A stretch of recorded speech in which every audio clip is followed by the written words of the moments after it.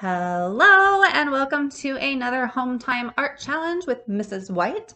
Today we have a special request. Did you know that Mrs. White takes requests? Well, now you do. So if you have a request for an art project or drawing or painting or whatever, you just go ahead and email me or have your parents email me and I am happy to oblige. So today we are going to do a step-by-step animal drawing and a fun oil pastel blending trick. Now, you may not have oil pastels at home. If that's the case, don't you worry. You can use colored pencils instead. You can even use crayons instead. So this can be whatever you want it to be.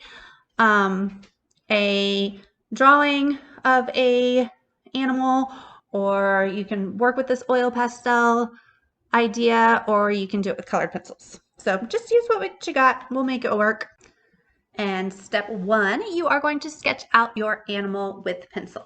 Now, I am going to demonstrate a step-by-step drawing of a cheetah or a cat, but you could make this very easily into a dog, or really any other animal, just maybe changing the ears and the nose slightly, right? So dogs' snouts come out a little bit further than cats, so you would just make those a little bit bigger, maybe pointier ears, that kind of thing, okay? So let's get started. And as always, remember, I speed up a lot of my videos, so don't feel rushed at any time. If you just need to hit pause, backtrack, that's what's great about a video, right? All right, so the first step is you are going to make the face about halfway down. Think of it as a giant smile face. So see how it's just kind of a half circle, but in the shape of a U at the bottom of the face. Then you are going to add those little ears. They are basically upside down U's, or maybe little hills, however you want to think about them. You want to try to make them pretty even and pointing up and kind of towards those corners of the page or paper. I also added a little kind of crescent moon shape on the inside of those ears as well. Next, you can go to your nose. So that's just kind of a little straight line, a little bit curved, maybe just a little bit above the bottom of the face. And then a triangle down for the nose, then a little W for the mouth, and two lines going up from the corner of that nose to make it look more like a snout. Next, you're going to make two circles for the eyes. I did my circles where they kind of think there's an imaginary line going from the ear down to the nose. Your eye would be right in the center of that imaginary line. Try to make them as even as possible. Draw light till you get it right. Your first circle is probably not going to be perfect. If you were really counting, I bet I made like four unperfect circles before I got my perfect-ish circle. Then you can kind of add a little extra to the eyes. Let's call this kind of fake hair. Like, you know how you draw just like a hat almost on the top of those circles. Kind of gives that eye that really cool look. So it's almost like a little triangle coming down from each side. Next, we get to move on to the body. Let's do the front legs first. Bring those arms down in the front. These are going to be the outside of the front arms or paws. Is that what you call it? Then next you are going to draw those little paws. So it's kind of like a frowny face for the top part of the paw. And then three little smiley faces for the toes. So I like to draw that left one first, and then have the other ones coming out of it. And then you're going to do the front arms. Oops, I needed to curve that in, didn't I? See, that's why you draw a light until you get it right. And then you can kind of go in and kind of adjust those curves. So mine curved in and then back out. If you look at your wrists or your ankles, yours kind of do the same thing. Or if you have an animal at home, you would notice the same thing on their paws. Then same thing. Three little smiley faces, one big frowny face coming down. There you go. And remember, this is just a few step by step. They do not have to look exactly the same. Yours should not look like mine. That would be boring, right? Just do the best you can and be creative, change it up. All right, so then the back of the body is kind of just a shorter line than the front paws. So you're starting at the end of the face and bringing it downward, and then doing like a long C to bring that all the way down, even with the bottom paws for that back paw. Does that make sense? And then because this last paw, the one in the back, is further away, it should be slightly smaller than those front paws, right? Because things that are closer to the viewer are bigger, things that are further in the background are smaller. Then just add that tail and you basically have your animal. Now you can go in and add a little extras. I added some little fluff on its chest, which are kind of just little zigzags, right? Curving down from the sides of that face. I added a little sprig up at the top to make it look like it was a little baby cub. You want to add the pupils or the black parts of the eyes as well. A little trick, if you're trying to make animals or people look younger, you make their eyes bigger and further down in their head. So when we talked about self-portraits, we talked about how our eyes are halfway down our head. If you want to make a cartoon character especially look younger, you can move them even further than half. So mine's about half, but you could even move it a little bit lower and it would make it look like an even younger baby cub. Added some fluff to its ears. Maybe a little roll there for its paws. Now I just needed to clean up some of my lines, curve them out a little bit, kind of take a step back and see what you got. Erase any lines that you need to clean up, and you are just about ready to color. Okay, so like I said, I am going to show you a cool blending technique with oil. If you have baby oil, that works best. But if you don't, like I didn't, I discovered that olive oil works pretty good, darn good too. And most of you, I would think, either have vegetable oil or olive oil, so that should work. Now, the blending will only work with oil pastels or colored pencils. I tried it with crayon and it didn't work quite as well, but if you don't have colored pencils or oil pastels, go ahead and use crayon and you can just kind of layer your colors and blend that way. Alrighty, so then you are just going to start coloring however you want your animal to look.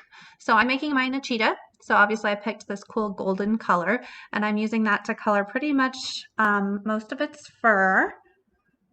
I'll speed this up in just a minute, but as with any coloring, craftsmanship is definitely something we should pay attention to, right? So we want to take our time, not rush it. Remember, Mrs. White's videos are always sped up, so I spent a lot longer than what you're seeing here coloring mine.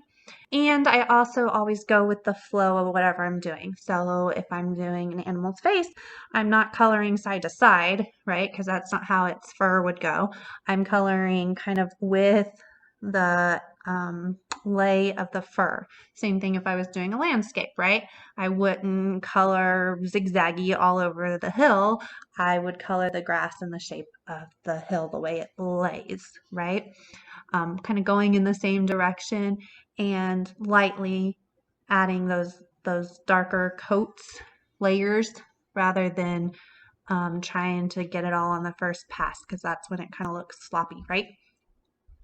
So take your time, color all of it in.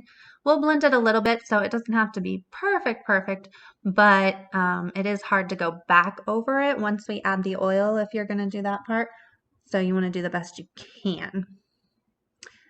I forgot a few things while I was drawing, so you always feel like you can go back to that pencil if you need to, that eraser, and go for it.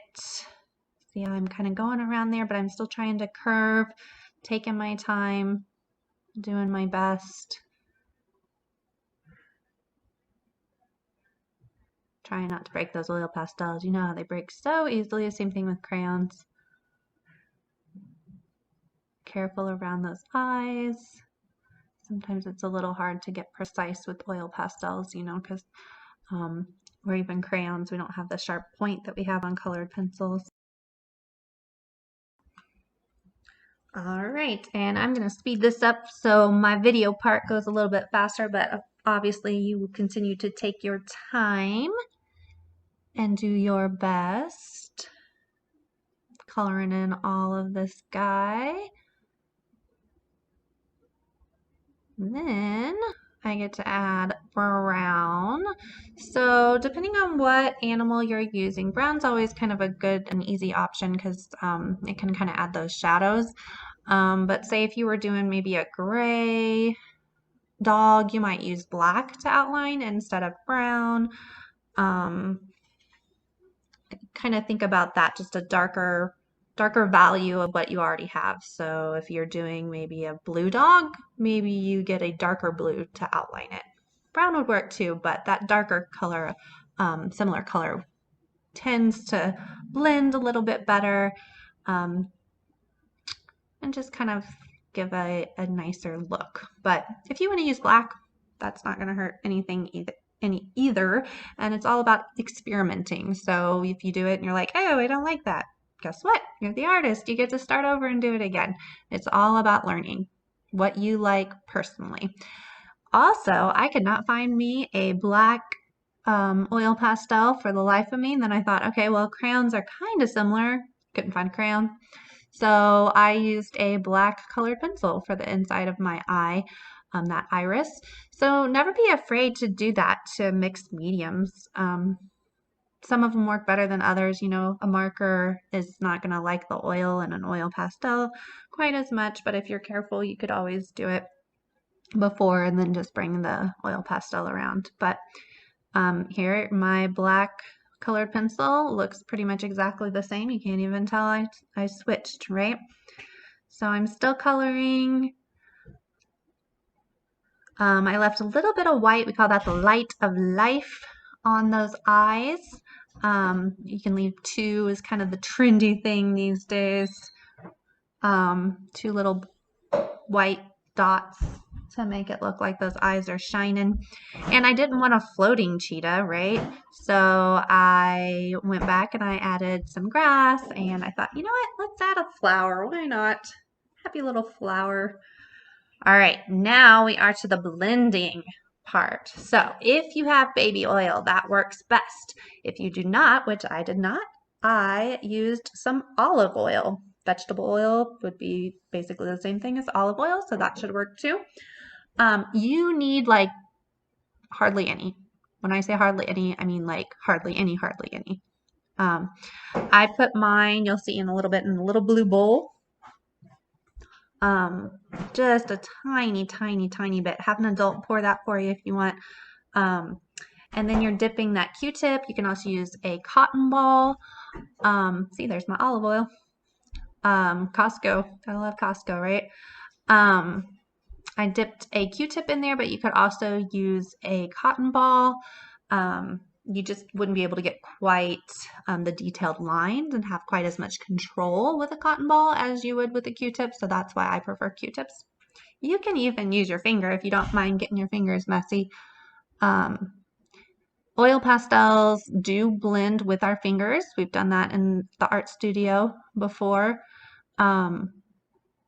Just not as smoothly. So if you've never done this before, you're going to be like, what? Why has Mrs. White been holding out on me? 1, because the oil can get a little bit messy. And 2, because it takes time to pour it. So I've only really let the older kids who can pour this for themselves do it. But since you're at home and mom or dad or big brother or big sister is there, maybe they can pour just a little bit for you, because nobody likes to clean up oil. Which reminds me, Mrs. White forgot something. Is she going to remember?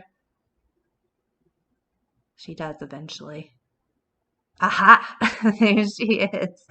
She forgot to cover her surface. So you're working with oil, even though as long as you're not using very much, it shouldn't go through the page too much. you still need to protect that table. We are not in the art studio right now, ladies and gentlemen. We are probably at your kitchen table or your desk in your bedroom or somewhere like that. You want to protect your furniture. So make sure you put, my go-to is trash bags, because then you get to use them as trash bags too. No big deal, because nobody cares if there's a little bit of oil on the trash bag or a little bit of paint on the trash bag. All right, so there you see me dipping and dabbing. Dip into the olive oil and then dab almost all of it off. And now you can go in and start blending that.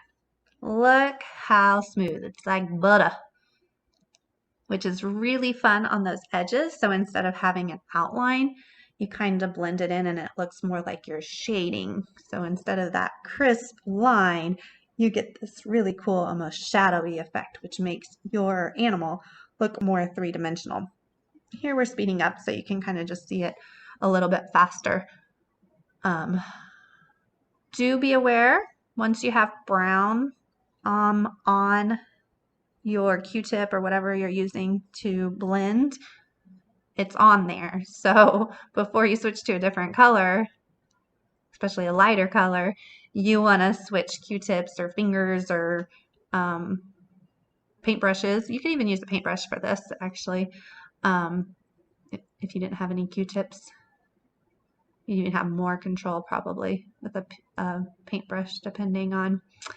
But look at that. You can see what parts I've done and what parts I haven't. It makes a huge difference, right? So fun. And this does, like I said, work with colored pencils as well. It doesn't work quite as, it doesn't show as big of a difference, and you have to make sure that when you're coloring with the colored pencils, you're making really smooth lines. I always tell people not to get angry with their colored pencil, right? You shouldn't see exactly where that colored pencil went. It should be a nice even coat. But it will blend it a little bit, which is kind of a fun effect as well. But by far, oil pastels work the best for this project. Ooh, I almost forgot. Step 4, you can try your hand at sgraffito. Sgraffito is a fancy Italian word for scratching. We do this with paint. We can also do this with oil pastels. So you see, I'm adding some little details to my flower. I used one of those scratch sticks. Elin, my daughter, has all of those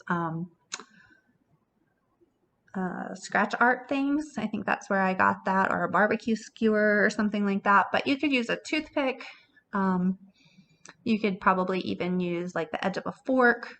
Whatever you want to kind of go in there and scratch away some of that. You got to be gentle so you don't make a hole in your paper.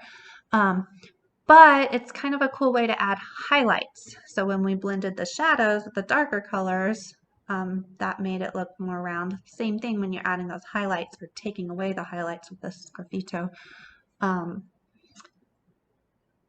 It just works in the reverse. So it's kind of a fun little technique to play around with as well. Doesn't make as big of a difference as blending with the oil, but kind of cleans it up, gives it a little shine. And there you have it. So I cannot wait to see what you guys come up with.